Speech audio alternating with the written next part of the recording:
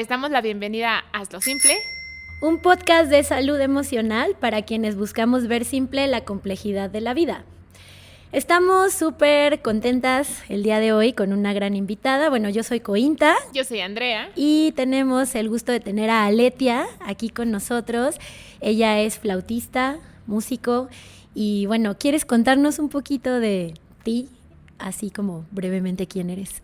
Con todo gusto, soy Aletia Lozano, soy flautista y soy flautista principal de la Filarmónica de la UNAM y flautista de la Sinfónica de Minería. Esa es mi ocupación.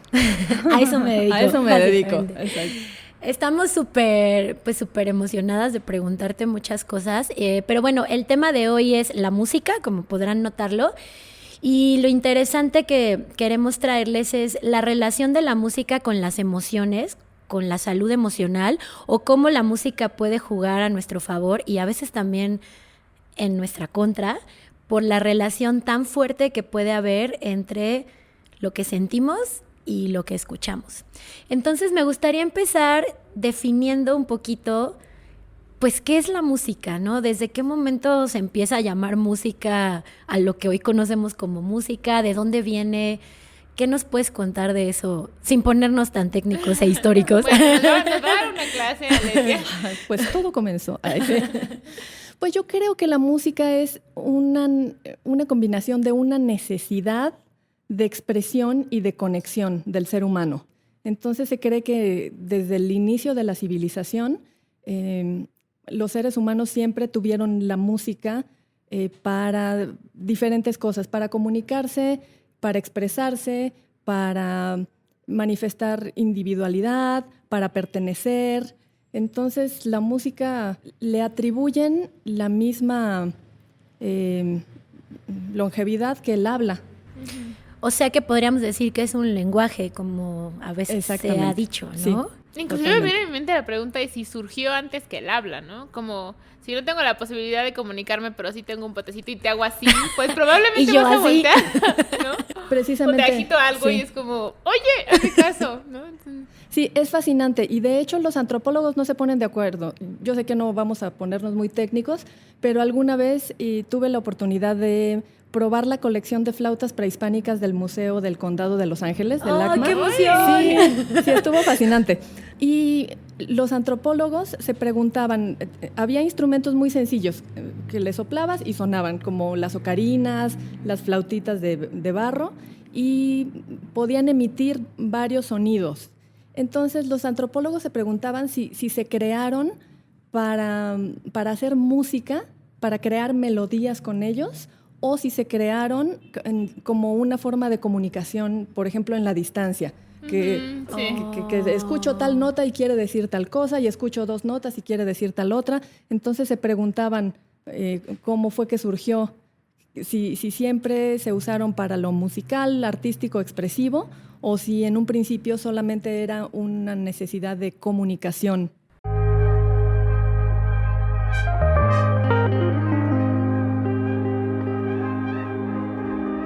Se me están acumulando un montón de ideas interesantes. Es que pensé en varias cosas. Una, en también estos caracoles prehispánicos, ¿no? Que se hacía un sonido inmenso y que al final llegaba muy lejos y que seguramente comunicaba algo. Dos, pensé también en si habría la necesidad de los seres humanos como de replicar ciertos sonidos de la naturaleza. Por ejemplo, hace tiempo que estuve en un viaje en Tailandia, fuimos a un bosque de bambú y en el silencio total se escuchaba el choque de los bambús con el viento, así espectacular, y pensaba, o sea, cómo a lo mejor el ser humano escuchaba esto en la naturaleza y tal vez quería replicarlo. Y la otra pensé también, así todos mis pensamientos, les estoy describiendo lo que pasó adentro de mi cabeza mientras decían esto, en la clave Morse, o sea, como que dijiste 2 significa tal y 1 significa tal. Pues ¿qué tal que había todo un código del uso de estos instrumentos que a lo mejor desconocemos y que sí comunicaban algo, ¿no? Claro, que tal vez no llegamos a conocer porque no había algo que quedara atrás, ¿no? No se escribía eso, ¿no? Las notas. Exactamente. Pero sí es sabido o estudiado que sí se quiso replicar durante mucho tiempo el sonido de la naturaleza e incluso en una época más moderna, compositores de música sinfónica también hacen eso, tratar de replicar sonidos de la naturaleza. Hay compositores, por ejemplo, hay un francés que se llama Messiaen, que es famoso por querer replicar el canto de las aves. Entonces utiliza a los instrumentos de forma que parezcan aves. Y sí, hay muchos compositores que han tratado de replicar sonidos de la naturaleza. Y hay instrumentos, por ejemplo, el palo de lluvia, que es instrumento que cuando lo volteas suena como si estuviera lloviendo. Wow. Ahora, pienso en que para nosotros que estamos aquí súper emocionadas contigo preguntándote estas cosas, la música es importante para mí. Pero hace ratito platicábamos de una anécdota conocí a una persona a la que le voy a mandar este podcast, que me platicaba que a él no le gusta la música, lo cual para mí fue impactante, fue como un shock pero ¿cómo? ¿Ninguna música? O sea, ¿de verdad no te gusta? O también he conocido a una de mis amigas que dice que no le es muy relevante lo que escucha. En especial esta persona que me contaba que la música no le gusta, me decía que a veces le parece abrumador y que lo siente como ruido y prefiere el silencio. Quiero preguntarte, desde tu perspectiva, ¿la música es importante? 1, y 2, ¿cuál es tu perspectiva sobre las personas? Y te estoy preguntando algo totalmente opuesto a lo que tú haces y disfrutas, que tal vez no sienten esta conexión con la música o no la disfrutan tanto. Pues para mí la música sí se convirtió en un medio de expresión. Yo fui una niña muy tímida, que me costaba mucho trabajo conectar con la gente. Entonces yo creo que esa fue la semilla que me hizo buscar una manera de poder conectar sin tener que yo ir a buscar a la gente, yo iniciar una conversación, y la música me brindó ese como ese atajo exactamente, ese atajo para sentir que me podía expresar y para sentir conexión con otras personas. Y por eso se ha vuelto en algo muy importante para mí, y evidentemente ahora me dedico a eso, entonces está en el centro de mi proyecto de vida. También me aporta identidad, sentir que soy flautista, soy músico, me dedico a tal cosa, eso también me ayuda a autodefinirme. Pero sí comprendo a la gente que no se siente cercana a la música. Y yo conocí a una persona que me decía que acabó descubriendo que estaba en el espectro Asperger, y que cuando estaba en el kinder le daba mucha ansiedad salir porque no reconocía a su mamá entre el bullicio. Entonces, digamos que el estímulo auditivo era tan intenso y le generaba tanta confusión que el resto de sus sentidos no funcionaban bien. Entonces no reconocía a su mamá entre las mamás de todos. Así que esperaba al final a ser la última niña en salir para que su mamá fuera la última esperando y la pudiera reconocer y no tuviera ese bullicio. Entonces también entiendo que la gente percibe los estímulos de forma distinta, los decodifica de manera diferente y significan cosas distintas para cada quien.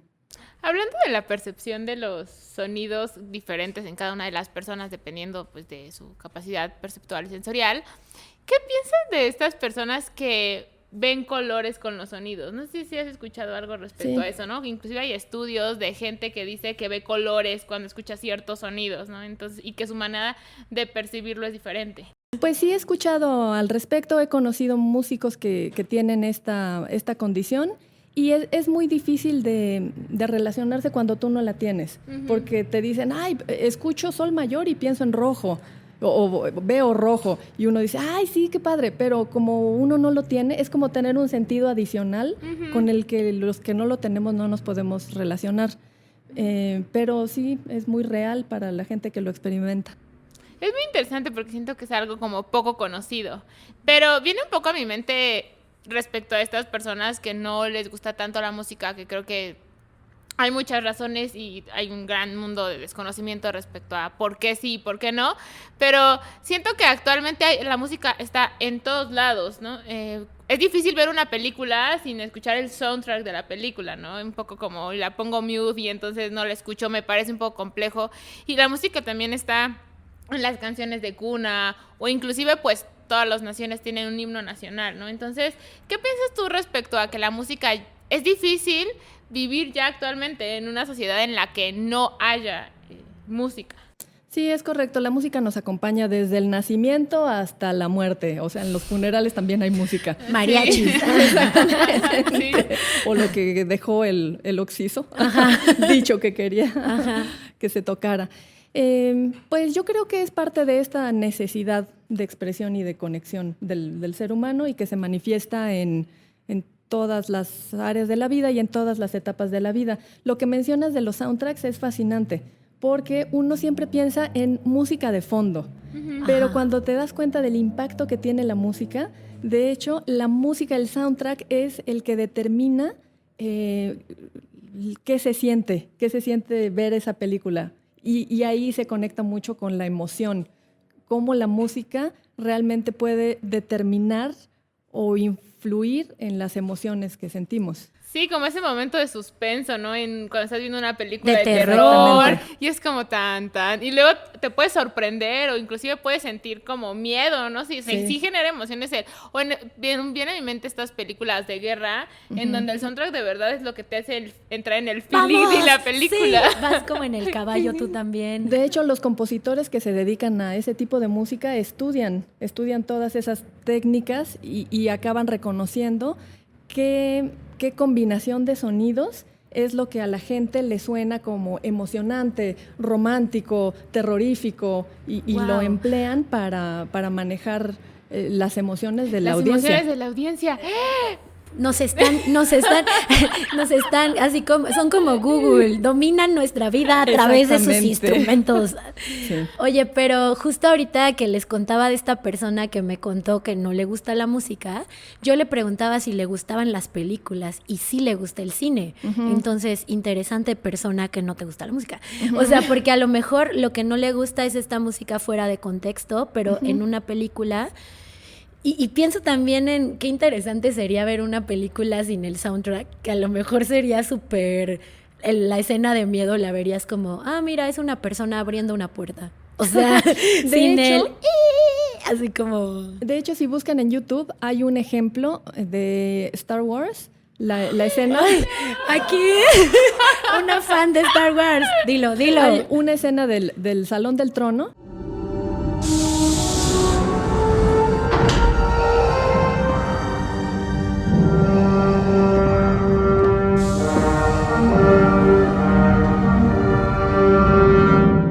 Sin música y con música. Entonces la escuchas sin música y no significa nada. Sí, no significa nada. Exactamente. No, o sea, es deja de como ser Star Wars. Sin persona entrando, persona saliendo. Y luego Chewbacca ahí haciendo su ruido y todos, ¿qué es eso? Oye, me hace pensar incluso que mi mamá me contaba que cuando eran niños, allá en los 60s más o menos, pues no había televisión o por lo menos ella no tenía y escuchaban radionovelas. Entonces justo ahorita que dijiste de los sonidos y de cómo, bueno, ya ahora en una producción súper grande del cine se estudia para hacer los soundtracks, cómo en las radionovelas hacían también todos estos sonidos que le daban vida a lo que estaban contando y que una familia entera podía estar alrededor del radio escuchando lo emocionante de lo que pasaba, ¿no? Y de hecho había personas que se especializaban en hacer esos efectos de sonido. Una vez tuve la ocasión de ir en Francia a Radio France. Ajá. Y estaban haciendo una especie de radionovela en vivo. Entonces el especialista de los efectos de sonido se llamaba... si lo traducimos al español, se llamaría el ruidor. Mi trabajo es ser ruidor. Ruidor. Entonces él era el que agarraba los zapatos y hacía los pasos y cerraba la puerta y pasó tal cosa. Y él hacía todos los sonidos en ese momento y era fascinante verlo en acción.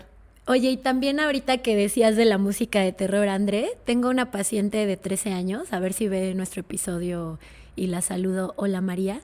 Ella, alguna vez le pregunté que qué música la hacía sentir relajada, como un poco tratando de hacer un plan de intervención que hacemos mucho en Mantis, la clínica de atención psicológica de la que somos parte.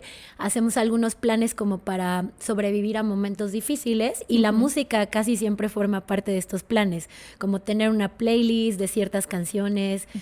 Y entonces yo le decía, ¿qué música te ayudaría a entrar en un estado como de calma? Y claro que uno se imagina así como música clásica, exacto, pajaritos. Y entonces me dijo, la música de terror.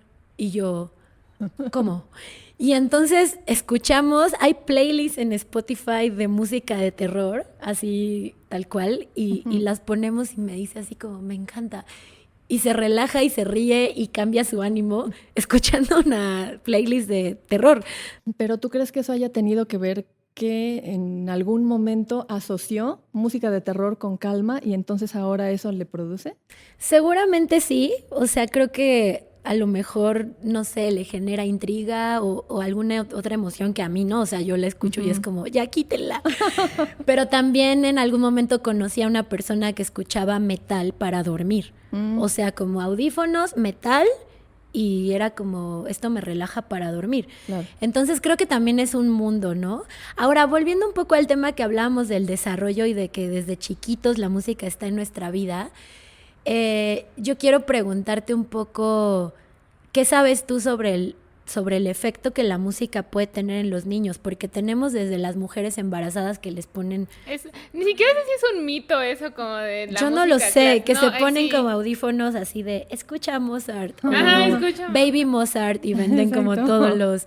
Sí. Y también pues los niños que estudian música desde pequeños.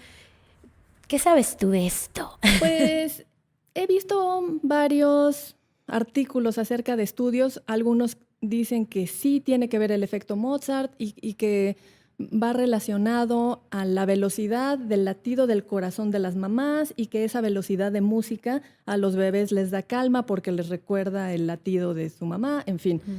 Hay otros que dicen que no necesariamente tiene que ser Mozart, que puede ser otro tipo de música y también puede tener un efecto.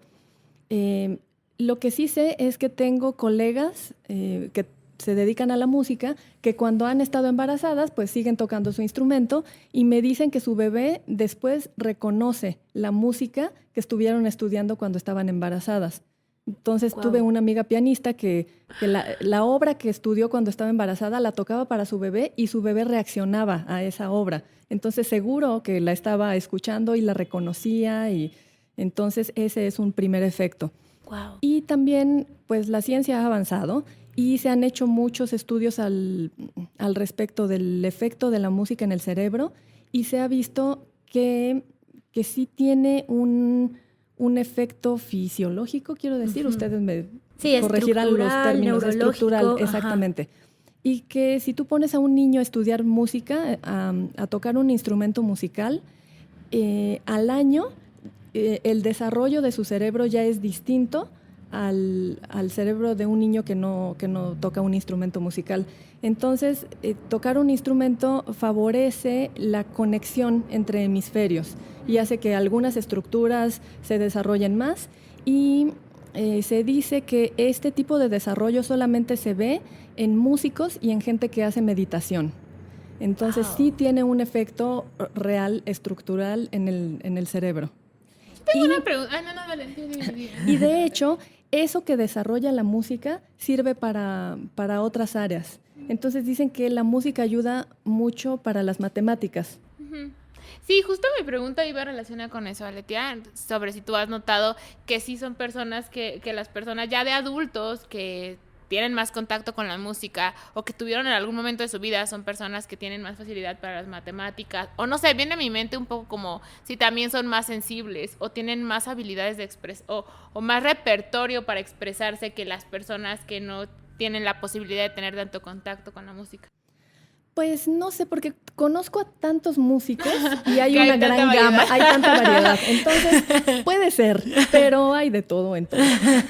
Tampoco sé si diría que se expresan mejor o manejan mejor sus Exactamente. emociones. Porque lo que les comentaba, hay gente que se acercó a la música precisamente porque tenía dificultades en eso de la expresión, entonces a lo mejor compensan una cosa con otra y no necesariamente son muy elocuentes, por ejemplo, ¿no? Ajá. Entonces hay de todo. Oye, y pensando en, bueno, este es el desarrollo, hablábamos desde bebés, ¿no? Que la música está ahí, hay canciones de cuna, hay papás o mamás que ponen música desde que somos pequeñitos, pero luego también pienso en que una de las experiencias más cercanas que por lo menos en México muchas personas que fuimos a escuelas públicas o también en escuelas privadas llegamos a tener fue como tener la clase de música, sobre todo en secundaria, que en un tiempo, no sé ahora, pero fue muy común llevar tu flauta dulce a la escuela y todos iban con su flauta. Pienso un poco cuál será el efecto de introducir esto como una materia, como algo que tienes que hacer porque es la clase de música y llevas la flauta, y que seguramente a algunos les pudo despertar el gusto por la música, pero a lo mejor también otros pudieron odiarla un poco. Uh-huh. ¿Tú conoces experiencias respecto a esto o no sé si tú lo viviste en algún momento como llevar la clase de música en la escuela? Sí, yo lo viví, yo toqué la flauta dulce en la primaria y en la secundaria y yo me imagino que dentro del programa educativo la materia de música cumple esa función, acercar a los niños a un medio de expresión artística, pero también que desarrollen este asunto de la conexión neuronal. Yo creo que por eso es que instituyen la clase de música en las escuelas y yo creo que eligen la flauta dulce porque es un instrumento que es bastante accesible, que se puede hacer de plástico, entonces es resistente, porque muchos instrumentos musicales son delicados. Ujú. Y muchos instrumentos musicales no son fáciles de hacer sonar al principio. Por ejemplo, el que yo toco, la flauta transversa, le soplas y no suena nada. Tienes que aprender la manera de soplarle, el violín también, en fin, hay muchos instrumentos que no suenan bien desde el principio. En cambio, la flauta dulce, le soplas y suena. Entonces, como que elimina barreras de entrada para que los niños accedan más rápidamente al mundo de la música, que si los papás están contentos o no de tener al niño tocando todo el día ahí. Desafinado en la casa de ya, por favor. Eso es otra cosa, pero yo creo que es una buena opción. Sí, ahorita que sí, nunca lo había pensado, pero pues sí, no es como que iban a decir, van a traer un violonchelo para la clase de Sí, porque hay un algunos que también trombón. son costosos o grandes, ¿no? Exacto. Sí. Se les va a pedir un trombón para esta clase. Y también pienso en, pues bueno, ahorita mencionabas que si a un niño desde chiquita le pones todo un año a estudiar música, hay un cambio en el cerebro y está súper interesante. Pero me pregunto, ¿pasará lo mismo con un adulto? O sea, alguien que tenga 50 años y un día diga, oye, siempre quise tocar la batería, podrá aprender, su cerebro cambiará. Sí, de hecho hay estudios que revelan que el aprender un instrumento musical ya en la edad adulta previene el deterioro cognitivo y sí crea nuevos caminos pues, neuronales, no sé cómo llamarles. Entonces sí es una muy buena actividad para la gente que quiere preservar su salud.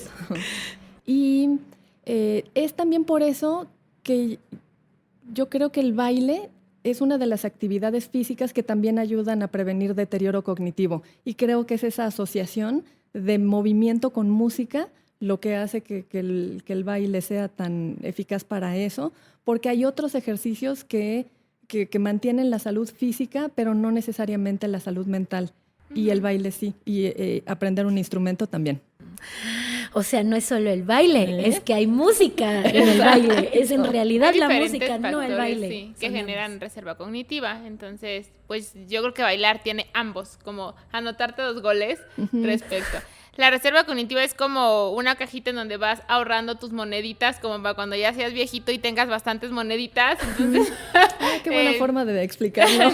Bueno, lo que pasa es que Andre trabajó mucho tiempo en proyectos de temas de demencias y Alzheimer con adultos mayores. Entonces tiene grandes estrategias para preservar nuestra alcancía de neuronas para cuando seamos viejitos y no sé, demencia.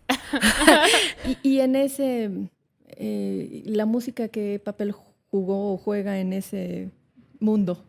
La realidad es que juega un papel muy valioso porque es barata, digamos que nos permite de manera regular estar escuchando cosas diferentes, mantiene la activación de nuestras neuronas. Lo que sucede con nuestras neuronas es que mientras menos las usamos, pues más fácil es que mueran, que perdamos las conexiones y entonces eventualmente todas las personas tenemos deterioro cognitivo. Pero lo que sucede es que mientras más pesitos tengas en la alcancía, menos fácil va a ser que te deteriores más rápido. Que quedes en números rojos. Sí, en algún momento también lo comenté respecto a que hay estudios que dicen que si los seres humanos pudiéramos vivir más de 130 años, todos nos deterioraríamos porque la pérdida neuronal es inevitable, ¿no? Y además de que conforme físicamente vamos perdiendo capacidades, muchas de nuestras neuronas motoras o sensoriales también mueren.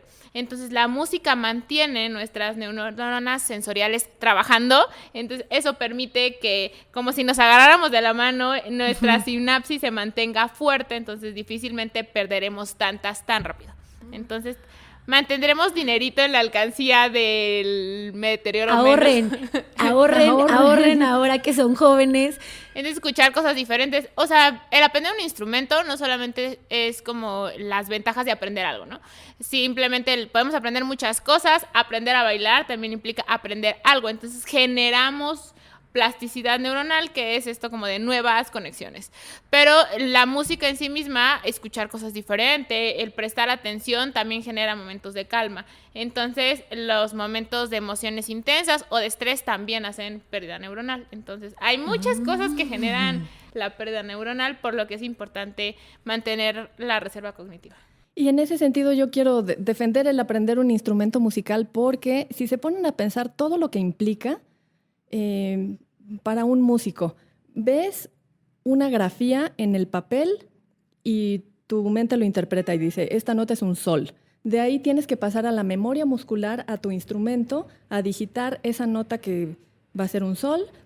Comienzas a tocar y escuchas el resultado y tienes que evaluar en tiempo real. Si es un sol, salió con buen sonido y en ese momento tienes que corregir. Entonces todo ese ciclo es como un workout completo para el cerebro. Y todas las partes del cerebro que están involucradas en una sola acción, como la que acabas de expresar, es algo que la gente no imagina. Pero ahí estás reteniendo inclusive la memoria, que es uno de los principales procesos cognitivos que pierdes cuando te da deterioro. Entonces, sí fortaleces muchas cosas a través de aprender un instrumento. A mí se me hace algo bien interesante porque tenemos muchos de nuestros clientes que son mamás y papás y yo creo que todavía hay me atrevería a decir un alto estigma a vivir de músico o tener la música en tu vida como algo no tan rentable actualmente, ¿no? O inclusive a lo largo de la vida hay como muchos comentarios de te vas a morir de hambre. Ajá, te vas a morir de hambre. O ¿para qué haces eso? Esa no es una profesión. Y creo que cada día hay menos por la apertura que ha habido de las redes sociales. Pero yo sí creo que si volteáramos a ver esto como las muchas virtudes que te da para tu salud mental, tal vez muchas de las mamás y papás de niños que actualmente están chiquitos o están en esa época, o de adultos que podrían todavía tener más apertura a aprender un instrumento. También creo que es el mito, pensando un poco en adultos, de que es tarde, ¿no? Sí. Bueno, nos platicas un poco, no sé si quieras contar un poquito de tu historia, de cómo empezaste a tocar, porque justo yo me imaginaba así como, seguro nació y empezó a tocar, así, exacto. O sea, de bebé, así a los 2 meses, y no fue así. No fue así. De hecho, siempre me gustó la música y en particular la música clásica. Entonces, cuando tenía unos 4 o 5 años, iba al radio y buscaba las estaciones de música clásica y no sabía cómo se llamaba. Entonces yo le decía a mi mamá, qué bonita es la música sin cantar. Así decía yo de la música clásica. Ay, qué bonito. Y en ese momento yo no vengo de familia de músicos. Cuando finalmente llegué a la flauta, tenía 13 años. Entonces, bueno, empecé a estudiar la flauta. A los 14 decidí que a eso me quería dedicar. Y más adelante en la carrera me enteré que 13 años era tarde. Para el mundo de la música clásica es como para los gimnastas, comentábamos eso, para otras actividades, el ballet, por ejemplo, que te dicen que tienes que empezar de bebé o a los 3 años o cuanto antes mejor. Entonces, en este momento yo agradezco que no supe que era tarde, si no desde el principio tal vez me hubiera limitado y hubiera asumido que no iba a llegar al nivel necesario. Y como no supe, yo le seguí y cuando acordé ya me dedicaba a eso. ¡Ay, fue tarde! Bendita lo siento. ignorancia. Exactamente. No, sí, y justo lo que dice Goy, ¿no? Este pensamiento de ya soy grande, ¿no? Les compartí hace un ratito que yo toco la guitarra o tocaba la guitarra cuando De era hecho, más adolescente. no venía preparada. No venía preparada, pero bueno.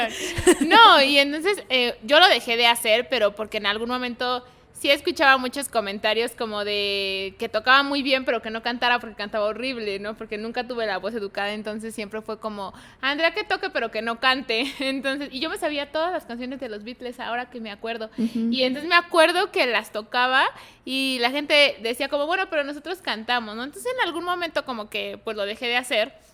Y yo creo que actualmente a veces tengo el pensamiento del, ay, me gustaría volver a tocar porque tengo mi guitarra y todo, ¿no? Y sí pienso como, ¿ya para qué? O sea, sí viene este pensamiento en mi mente de ¿ya para qué? Y, o sea, como que siento que ya traigo muchos pensamientos acumulados como a lo largo de la historia de toda mi vida, que ahora sí digo, o sea, si me imagino tocando, digo, ay, qué padre, qué emoción, porque me daba mucha alegría, la realidad es que me daba mucha alegría. Pero hoy sí pienso en el, ¿ya para qué? Y por ejemplo, con el ejercicio no lo pensamos así. Todos sabemos que el ejercicio es bueno y que hacerlo en cualquier etapa en cualquier etapa de la vida es benéfico. ¿Y por qué la música no? Pero también creo que es algo que ha ido cambiando con el tiempo. O sea, como hemos empezado a ver más, ha habido toda una campaña como de salud física y de actívate y de muévete y de camina. Un poco creo que se ha abierto la posibilidad de, podemos hacer ejercicio en cualquier edad, hay diferentes tipos de ejercicio, pero creo que no es tan común ver clases de música para adultos mayores, por ejemplo, ¿no? O entonces, sí, también yo les contaba hace rato que cuando era niña, como a los 5 o 6 años, tocaba el violín, estaba en una orquesta sinfónica de niños y bueno, yo me acuerdo que lo disfrutaba muchísimo porque llegué a ir a conciertos, como a estar dentro de ese mundo de la música y escuchar Carmina Burana o el Huapango de Moncayo en la sala Nezahualcóyotl, ahí chiquita, y conocer los instrumentos de tan cerca. Pero bueno, en mi caso yo no escogí un violín, me lo dieron así como toca y después cuando quise cambiar justo a flauta transversa o percusiones que me gustaban mucho, me dijeron que no iban a perder tiempo como en volverme a enseñar todo desde cero. Y por ejemplo, ahora algo que, o sea, yo la flauta transversa la veo y me emociona y me encanta. Y también la batería o las percusiones en general. Y alguna vez también he pensado, estaría bien padre aprender, pero luego ese pensamiento sí llega como de, no, o sea, no vas a empezar ahorita como para que ya, o sea, no, es muy tarde o no te va a dar tiempo, no sé. La gente piensa que es demasiado tarde, que ya no vas a tener la facilidad de un niño para llegar a tocar a un cierto nivel. Ajá. Pero en realidad sí hay mucho placer que puedes derivar de aprender un instrumento, pero es cierto que un instrumento también es un entrenamiento. Entonces sí se necesita cierta repetición para que funcionen las cosas y hay mucha gente que no está dispuesta a invertir ese tiempo y también es muy respetable. Sí, claro, que quieres como los resultados rápidos, ¿no? Claro.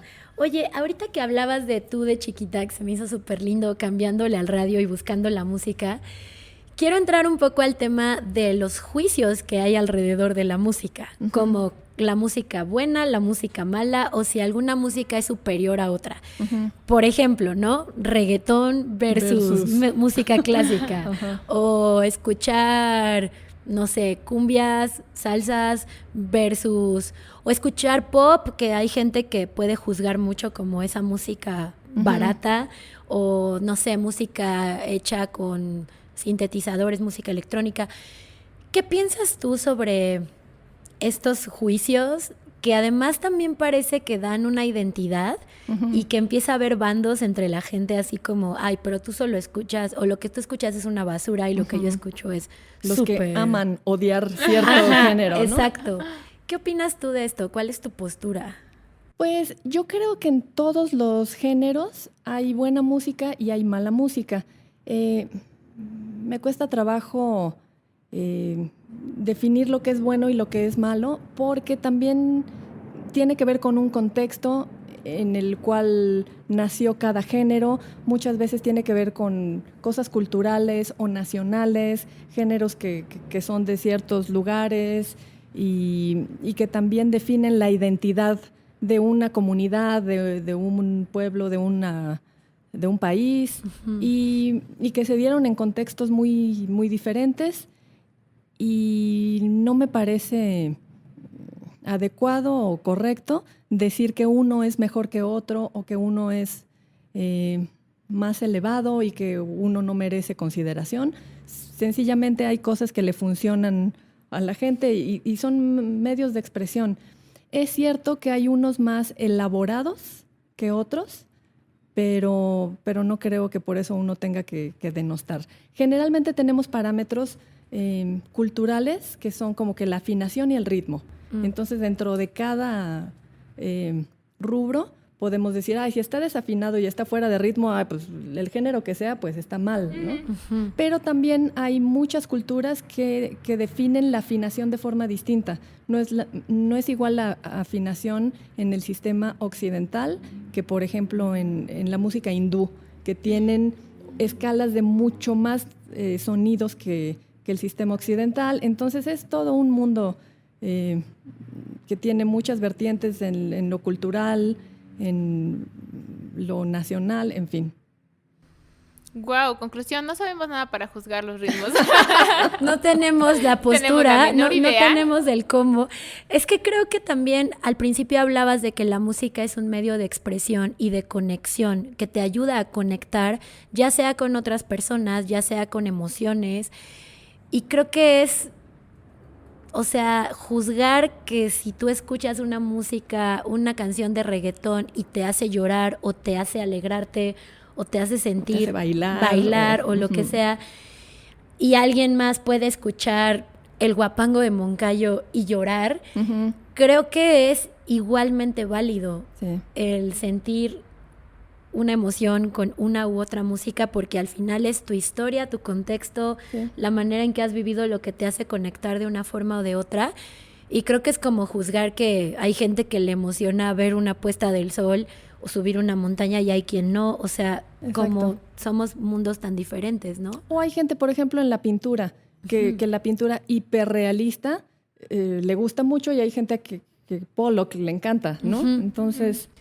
Sí, como que al final de cuentas creo que lo difícil o lo complejo es que creo que empieza a dividir a las personas el juicio, como lo hemos hablado en otros episodios, y que justo empieza a haber como una guerra de superioridades, como yo sé más de música que tú, o si tú escuchas esta música no sabes de música, o es mala o buena música.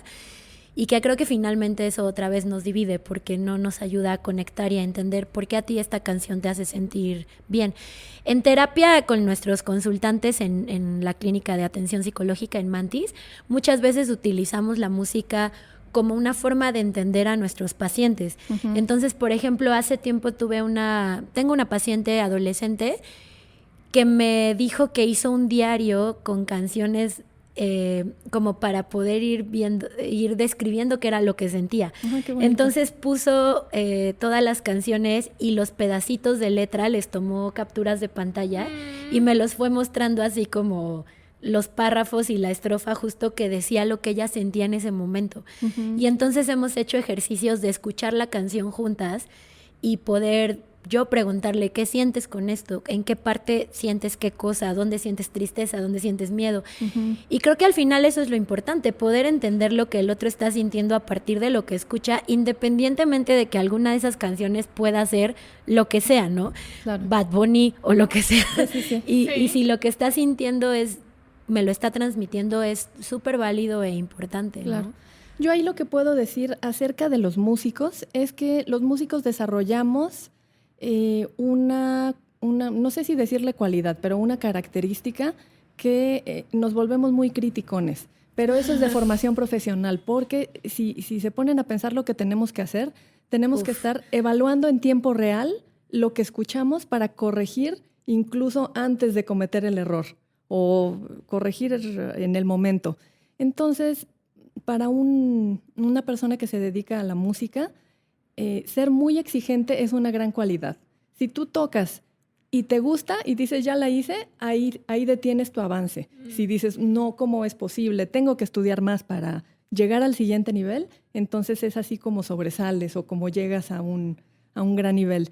Y muchas veces esa manera de pensar la pasamos a todo lo demás. Entonces somos muy criticones. Entonces es fácil que alguien que se dedica a la música diga, ay no, pero tu música, ¿sabes qué? Qué mal, porque podría ser esto y esto y esto. Y Bad Bunny, yo también puedo hacer eso, ¿eh? Ajá. Ay, me imagino, inclusive es que si pueden escuchar una canción sin hacer eso. O sea, viene a mi mente la pregunta de... Eso quería comentar, que a veces para los músicos es difícil escuchar música. Estás en una reunión y ponen algo y ya estás con la oreja puesta en ver qué opinas, en evaluar. Entonces a veces hay que dejar ir y relajarse y nada más escuchar. Bueno, pero a ver, o sea, creo que es totalmente válido si eres músico y te dedicas a eso. El tema es que el resto de la gente no somos músicos. O sea, entonces creo que es como cuando vemos el partido de fútbol y te conviertes en técnico, así claro. Ya eres como un entrenador de, no, ¿cómo? Ahí estaba, ¿por qué no se la pasó? Está fuera de, bueno, súper mal mi ejemplo porque no sé de fútbol, pero como justo, ¿no? Que intentas opinar sobre un tema que ni siquiera conoces. Pero bueno, yo creo que a nosotros nos pasa mucho. O sea, toda la gente, o sea, yo te entiendo, me voy a subir contigo a este barco en donde siento eso, porque a mí sí me pasa mucho que la gente quiere hablar de psicología contigo todo el tiempo. O sea, pareciera que llevas una etiqueta en la frente como soy psicóloga en la fiesta, ¿no? Como, oye, quiero platicarte y tú en la fiesta con tu chela. Y no te dicen, ya me estás psicoanalizando. Sí, claro. Y es como, no. Entonces, yo creo que a ti te pasa un poco similar, ¿no? Como... O sea, tú tienes como, es difícil como solo quitarte el chip de ya no soy músico en la fiesta, pero bueno, tú tienes ese chip, pero los demás a tu alrededor, como dice Coy, pues no, y de cualquier manera lo hacen, ¿no? Sí, o sea, no eres entrenador deportivo ni técnico de fútbol, pero juzgas un partido.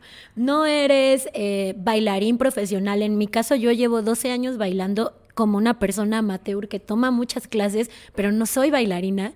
Pero a veces, por supuesto que he hecho juicios que digo, a ver, espérame, ¿no? O sea, así como de, bueno, pero es que está fuera de tiempo y claramente su pisada no está bien en una fiesta de 15 años que a quién le importa, ¿no? O no eres a lo mejor como crítico de arte y puedes decir como, qué cuadro tan horrible. Entonces creo que también es un ejercicio de humildad que creo que dejando de lado un poco a los músicos, para el resto de las personas el decir, bueno, ni siquiera conocemos suficiente de música para poder juzgar de esa manera, ¿no? Pero ¿no creen que también pueda ser algo evolutivo? Que hace muchos años los individuos que eran como que muy exigentes fueron los que lograron sobrevivir y esos pasaron sus genes y entonces enos aquí criticando todo. Enos aquí siendo unos criticones exigentes. Exacto. Sí, claro, que te ayuda como que tienes la ilusión o a lo mejor la evidencia de que esto nos podría ayudar a llegar a niveles superiores. Pero que ahora ya no nos funciona, ni ¿no? Ni siquiera sé si es como la evidencia o creo que es algo más instintivo como la selección natural, como de perpetuar como... pues los mejores... Los genes del buen gusto. Pero sí creo que es algo que ni siquiera eres consciente. Creo que simplemente aprendiste estas cosas y las pasas como a las siguientes generaciones. Entonces yo creo que sí es como... pues así se ha creado la sociedad a través de la perpetuación del conocimiento. ¿Y qué tipo de conocimiento? O sea, si algo no funciona, lo desechas. Entonces esa utilidad de esa herramienta, pues se pierde y aparece una nueva que sustituya a esa. Entonces yo sí creo que es algo más instintivo. Ahora, quiero acercarme un poco a hablar de la salud mental y la salud emocional en relación con la música, ¿no? Ya más allá de si los géneros son mejores o no, llegando un poquito al centro de lo que más nos interesa, ¿cómo la música puede ser algo que te conecta a lo mejor con, no sé, generar un estado de paz, de calma, mejorar incluso tu estado de ánimo en un día difícil? Y también como a veces te puede llevar al hoyo totalmente, a lo mejor escuchar una canción que te haga sentir triste. Bueno, mi evidencia más grande de que la música y las emociones están conectadas fue hace unos años. Tuve una paciente, que también le voy a mandar este episodio a ver qué opina, que ella llegó a consulta conmigo porque ella es cantante de ópera. No recuerdo bien cuál es si es soprano o el registro que tiene, pero lo que a ella le sucedía en los conciertos era que cuando tenía mucha ansiedad se le iba la voz. O sea, se le iba por completo la voz y no podía cantar, como si se hubiera quedado afónica de la nada. Y bueno, trabajamos mucho en eso, pero había una relación directa entre su ansiedad y la voz, ¿no? Entonces creo que las emociones y la música están muy conectadas. ¿Qué perspectiva tienes tú de esto? Digo, seguramente muchas, pero... Yo tengo una perspectiva dual porque constato el efecto de la música cuando la escucho, así que nada más como escucha, y sé que hay muchos estudios, ya me dirán ustedes, que relacionan escuchar música con bajar niveles de cortisol y de cosas que bajar niveles de estrés y como que la música sí tiene un efecto en las emociones, como ya comentábamos antes. Y también tengo la perspectiva de intérprete, que para tocar una obra me tengo que conectar como que con la intención del compositor y tengo que explorar emociones que a lo mejor en ese momento no estoy sintiendo, pero que tengo que ir a buscar en mi archivo de cosas que me han pasado para conectar con la emoción que tengo que interpretar en ese momento. Entonces, a mí me gusta decir que tocar en un concierto es como abrir el armario de las emociones. Entonces tienes que abrir ese armario para ir a buscar lo que necesitas, pero nunca sabes qué va a salir. Entonces termina el concierto y es una combinación de euforia, depresión. O sea, porque como que lo lograste, terminó, hiciste el esfuerzo. Para los músicos, todo el mundo piensa que es una actividad muy relajante porque dices, ¡ay, la música relaja! Entonces los músicos han de estar relajadísimos. Y para nosotros es una actividad de alta presión. Solo tenemos una oportunidad para hacerlo bien y te la pasas toda la carrera escuchando eso. Una oportunidad. Entonces, por eso estudiamos tanto para que en ese momento nos salga, ¿no? Entonces, después de toda esa presión de cómo salió el concierto, como que relajas y es un caudal de emociones que luego no puedes controlar y también tiene que ver que la gente que se dedica a la música está más conectada con ese mundo emocional. Sí, justo era lo que te preguntaba en un inicio respecto a si notabas que sí estaban más sensibles o conectados a esta parte emocional. Yo en Mantis, en la terapia que hacemos, en la terapia de aceptación y compromiso, que es una de ellas, de las terapias con las que atendemos a nuestros pacientes, trabajamos como con contactar con nuestras emociones, que justo es lo que acabas de decir, ¿no? Cómo poder tener una mejor relación con nuestras emociones. Y al principio, pues es abrir la puerta del armario y ver qué hay adentro. Ayer yo platicaba con una de mis pacientes o sea, estábamos platicando y como que a lo largo de toda la plática como que constantemente quería llorar, ¿no? Entonces, una de las cosas que acordamos que iba a hacer es un ejercicio que se le llama la cita con la tristeza, que es como el poder darte un espacio para contactar abrir el armario y sacar la tristeza y decir, bueno, ya me voy a poner el chaleco de la tristeza en este momento de manera propositiva. Y justo me decía...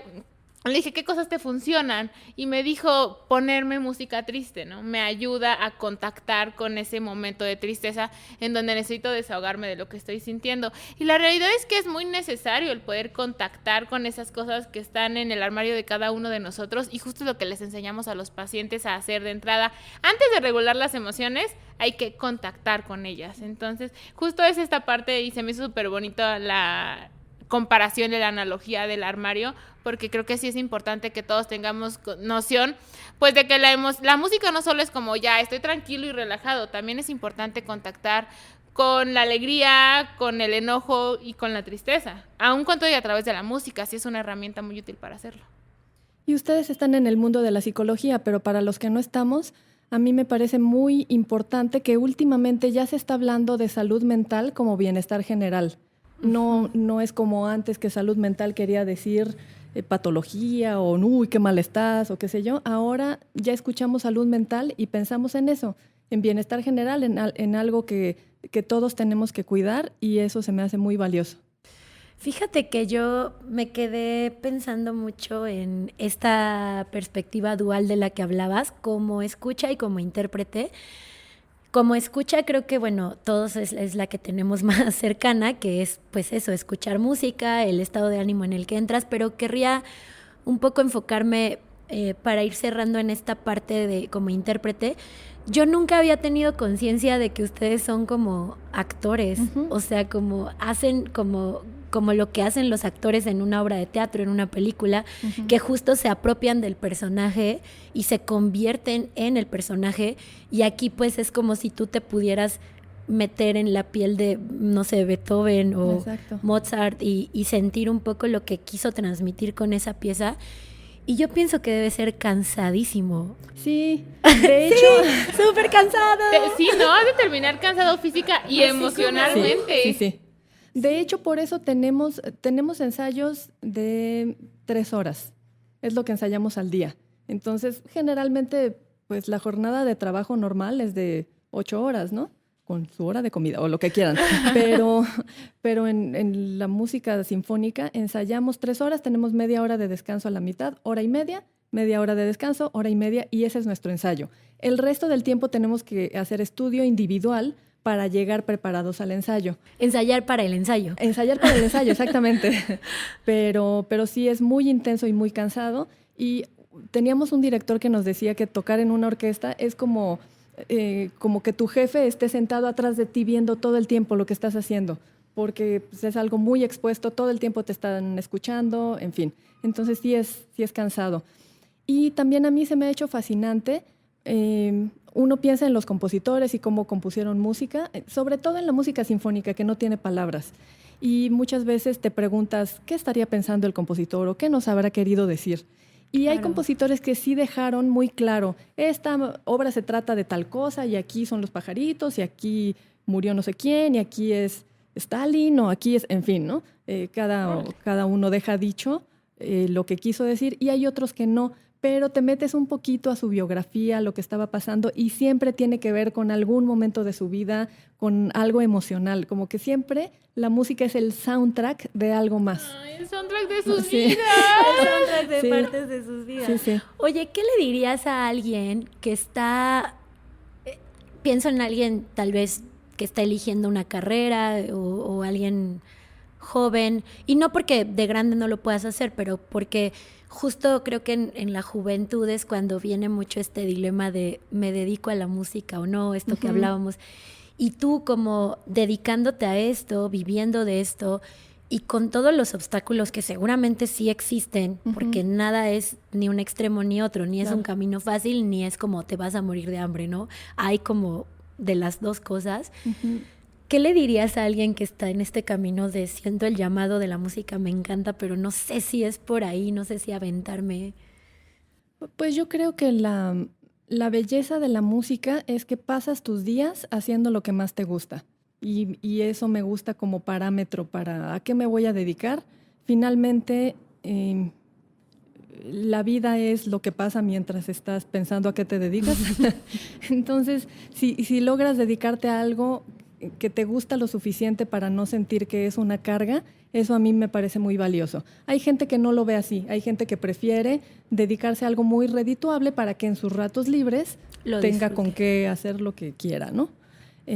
A mí me gusta esta noción de pasar los días haciendo lo que más me gusta, y también me gusta la noción de ir a buscar herramientas que te ayuden a lograr lo que quieres. Muchas veces nos metemos en esto de la música pensando que todo es así como que muy etéreo y muy emotivo, pero en realidad los músicos tenemos cualidades muy distintas, y cada quien hace funcionar su carrera y su aproximación a la música con sus fortalezas. Entonces no hay una sola manera de aproximarse a la música, y cada quien encuentra herramientas que hacen funcionar ese camino para lo que cada quien está buscando. Y también pensar que no solo es el camino hermoso, sino que también puedes pasar 8 horas ensayando para el ensayo y tener 1 hora de comida y asumir que es parte del camino, ¿no? Exactamente. Que no solo es como el lado luminoso. Sí, también hay muchas renuncias, pero precisamente es un precio que pagar y cada quien decide si paga el precio o no paga el precio. A veces lo que quieres lograr es tan valioso para ti que pagas el precio. Y si no lo es, y si no quieres pagar el precio, bueno, pues entonces así se toma la decisión. Pues como todo en la vida, incluso en la terapia usamos esta metáfora de todo tiene un costo y al final tú eliges si para ti es caro o no y decides si lo pagas o no. Y el costo a veces es salir menos con tus amigos. Exactamente, no poder ir a la boda porque trabajas el domingo. Exacto. No sí. Ir... Me gustaría que cerráramos, bueno, casi siempre al final damos algunas perspectivas para las personas que nos están escuchando y que se quedaron hasta el final, de cómo podríamos integrar la música a nuestras vidas, cómo podríamos acercarnos a la música a quienes a lo mejor no están tan conectados. O a mí me gustaría decir un par de cosas que ya las dijimos, pero retomarlas, ¿no? Creo que lo primero que diría es yo les invitaría, y a mí misma me invito a esto, como a tener una apertura con más curiosidad, como a tener un acercamiento con más apertura y curiosidad hacia la música. Una de las terapias que hacemos en Mantis, en nuestra clínica, que es la terapia de aceptación y compromiso, el objetivo principal se llama flexibilidad psicológica o generar flexibilidad psicológica, que es como tener justo mayor apertura a las experiencias y de ahí pues mayores recursos para enfrentar la vida.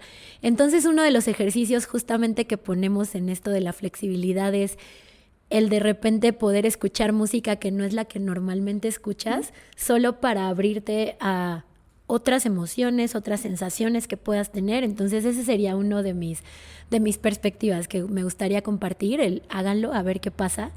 Y la otra es como el jugar un poco con la música para ver cómo eso puede ayudarnos de repente en los momentos emocionales difíciles y cada quien con la que prefiera. Como les decía hace rato, hay gente que le relaja el metal o hay gente que le puede relajar el reggaetón, lo que sea, como probar un poco con mucha curiosidad a ver qué siento cuando escucho esto y probar si lo escucho en diferentes momentos, cómo me puede cambiar el día, cómo me puede hacer sentir.